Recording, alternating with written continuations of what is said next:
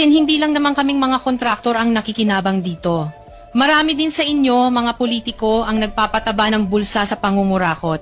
Ang totoo, may hati-hati yan mula sa pinakamataas hanggang sa mga nasa gilid lang ng sistema.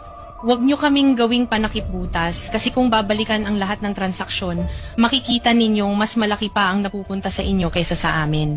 Lahat tayo alam ang laro, pero pag nahuhuli, kami lang ang tinuturo at pinarurusahan. Kaya wag ninyong ipakita sa publiko na malinis kayo dahil sa bawat proyekto may kapalit na porsyento para sa inyong mga opisina. Ang sistema mismo ang nagtutulak sa amin na sumunod kung hindi kami papayag, wala kaming makukuhang proyekto. Pero sa likod niyan, kayo rin ang pinakaunang nagdidikta kung magkano ang dapat itabi para sa inyo. Kaya kung talagang seryoso kayong mag-imbestiga, wag lang kaming kontraktor ang sisihin. Tingnan ninyo rin ang mga pangalan na nakaupo ngayon sa mga